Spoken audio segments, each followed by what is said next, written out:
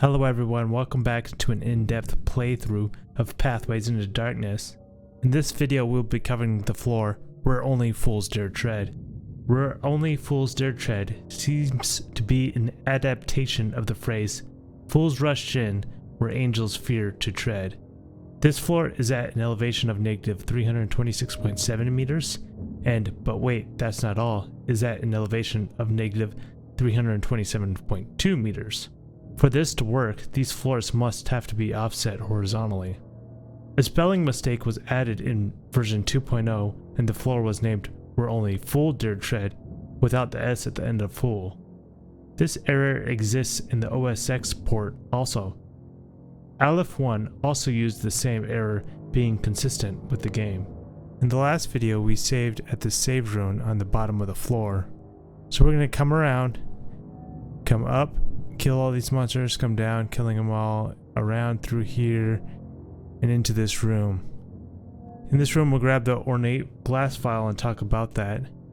We'll grab the gold key on Javier, and then we'll talk to Javier and talk about Carlos and Javier and the dead bodies. Carlos is missing his head, so we won't be able to talk to him. After that we'll come up and around and up to here, and then we'll grab the black crystal and talk about that. And we'll finish at this save rune on the top of the map. In the next video, we'll be going through this teleporter maze and onto the final floor. Alright, so here we are. Still duplicating our Sabot magazines.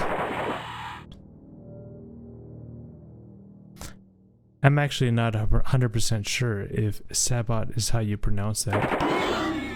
Don't know enough about these guns. So kind of each one of these crannies, they kind of split off or switch off between left and right. So you can kind of like go. Dang it, I can get off me. Well, I'm just taking all the hits. You can kind of keep going from kind of cubby to cubby to dodge.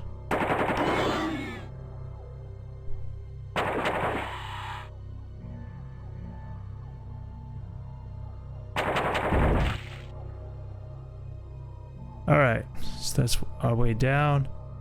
I would like to avoid getting poisoned if I can, because that'll just save me a clear blue potion. Oh, I almost got poisoned there. I could barely see it because I went through the wall. The corner of these walls are not like projectiles can go through them for some reason.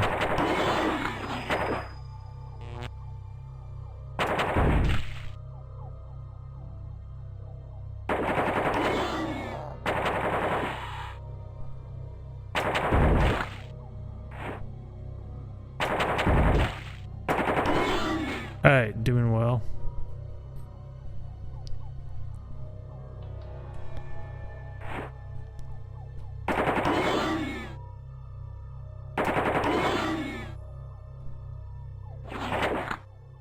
Just shot it right in the wall. Okay. I think we're almost at the end of this hallway. Right, here we go. We'll be opening up into a room here. Gotta watch out for these venomous skitters that come around the columns.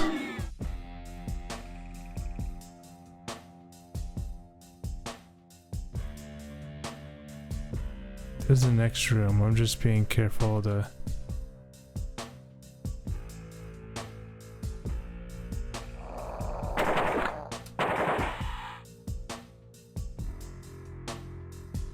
Being careful in here. There's a clear blue potion right here. I forgot to mention it when I was talking about the map.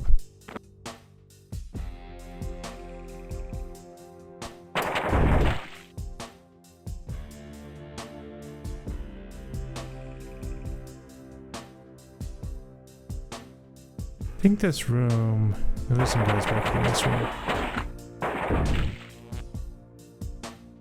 think that's it in this room.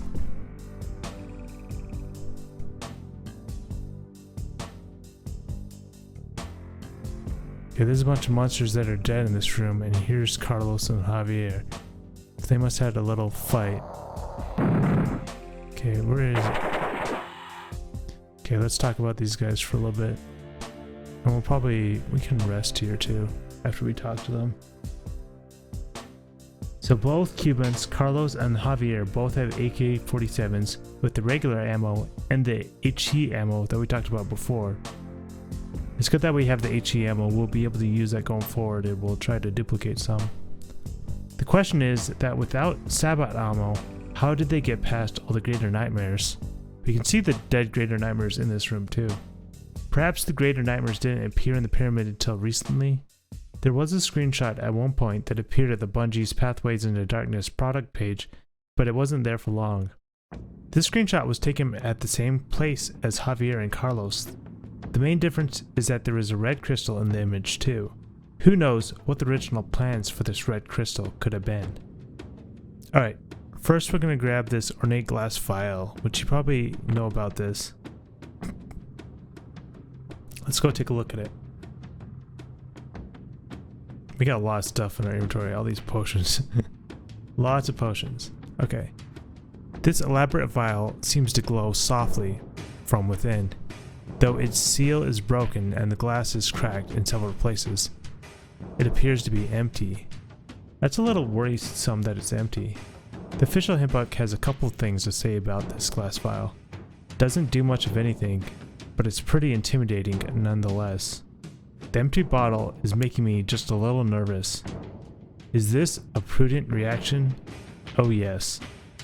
You remember talking about the vial with Frederick and Mueller, and about the demon. So that gives you a hint about the vial, but Javier will have some more to say about it. Alright, let's grab what they have. Let's take a look at what Javier has. He has a gold key. This very heavy key is made from solid gold.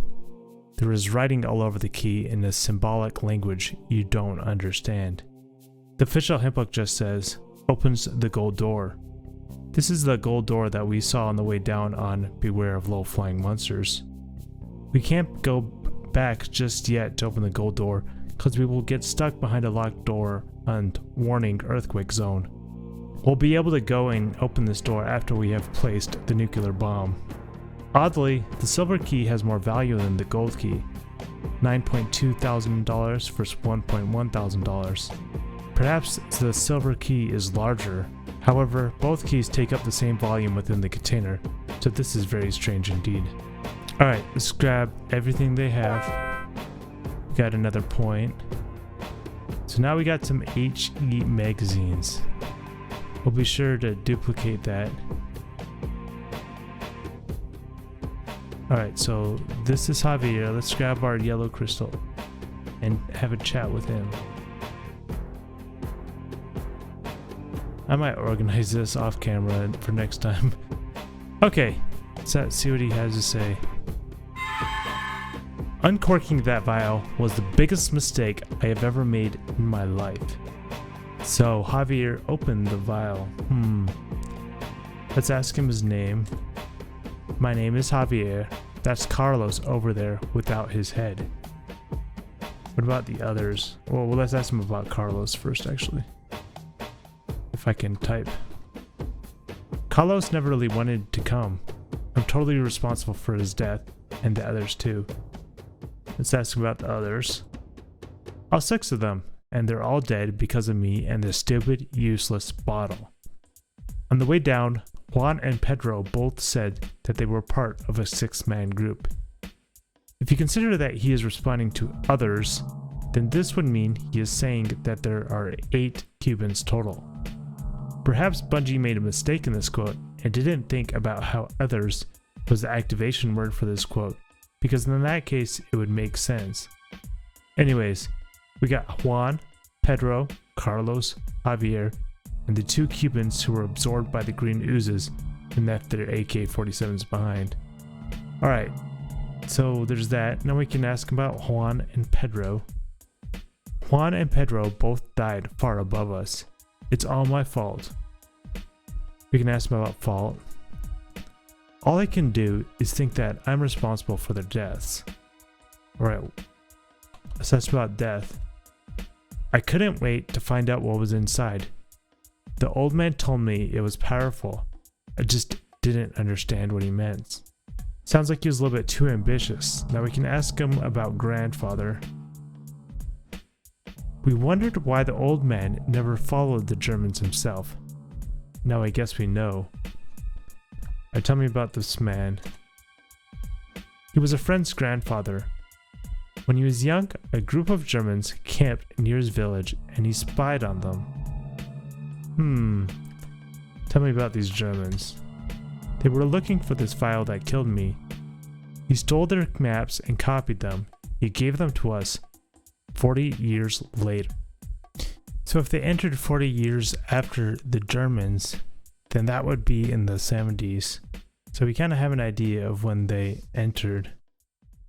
Let's ask him more about the vial.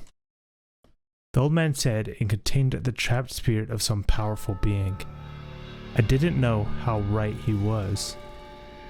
Alright, what about the spirit?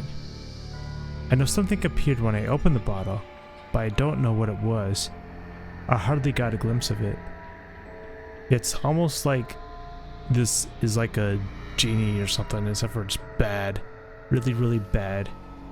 So we opened the vial and let out the demon that we'll be facing soon. You can ask him about the maps. The maps I had have rotted by now.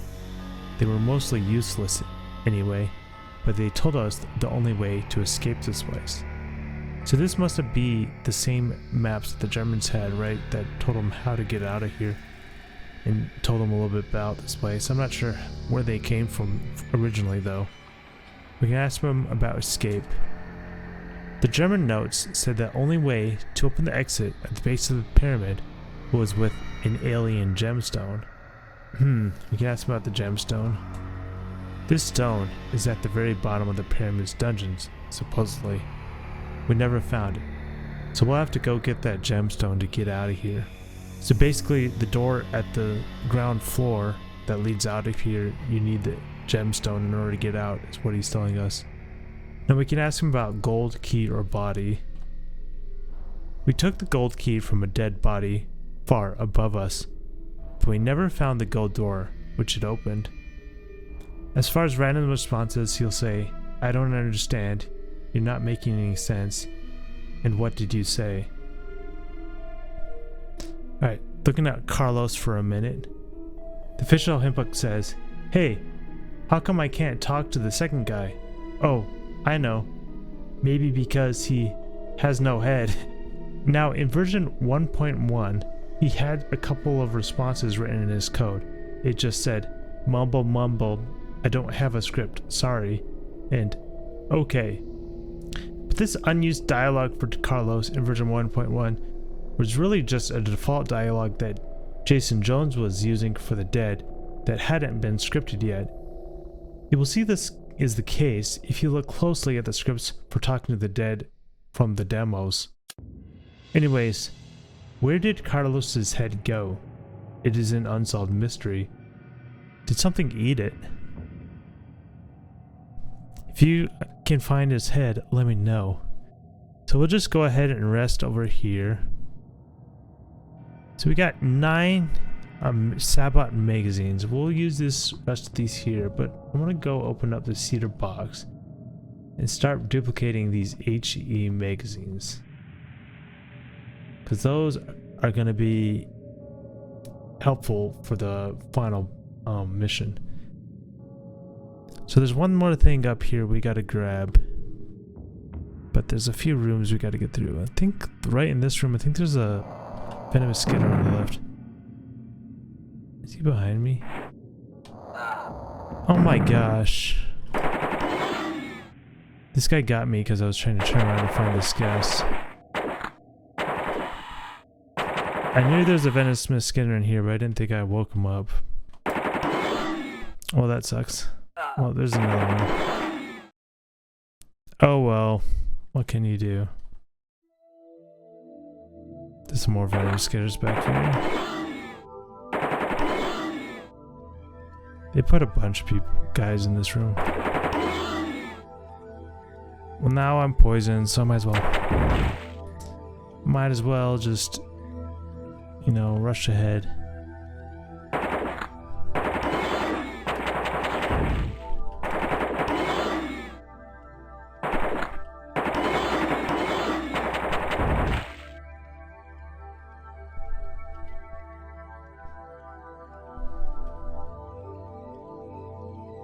Okay.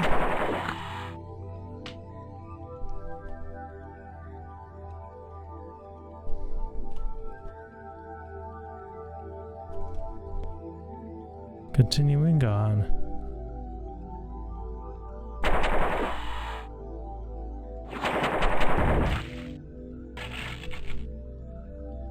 There's no way I was gonna dodge that. I think there's nothing else in this room. Oh, I didn't even see it. So there's the black crystal I grabbed in the middle of the room. So let's just continue on. This is gonna hit the save rune over here. Because we can just go in here and rest real quick and then talk about this black crystal. Unless the game freezes.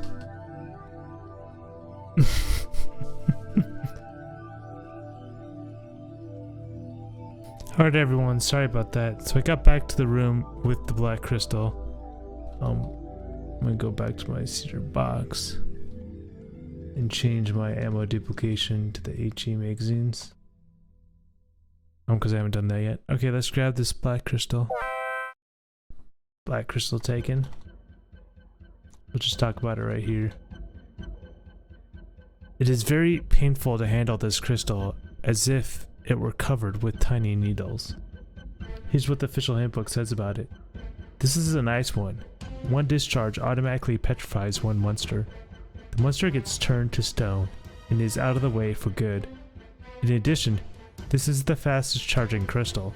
The first recharge takes under a second. Too bad you don't get it until the very end of the game. In addition, it only works about 10 times before shattering. Found on Where Only Fools Dare Tread. The black crystal does 10,000 to 10,999 damage. Technically it doesn't insta-kill, but no enemies have this much health, so it might as well be. It hits the closest monster in the middle third or half of the screen, not sure which. The crystal will literally petrify enemies. Nightmares and greater nightmares do not fall to the ground when petrified. If you petrify a wraith or a banshee, you will still not be able to see them unless the infrared goggles are on.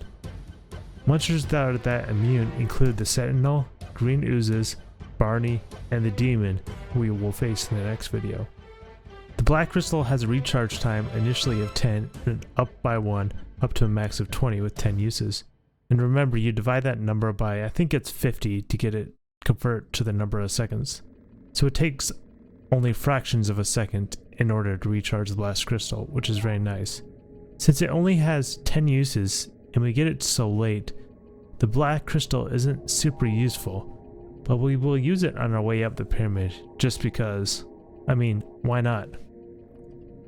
In fact, we'll use whatever crystals we have obnoxiously. We'll use the crystals we have to obnoxious amounts, you know what I mean? Because. So there we saved it and stuff. You know, I came all the way up here in the room before.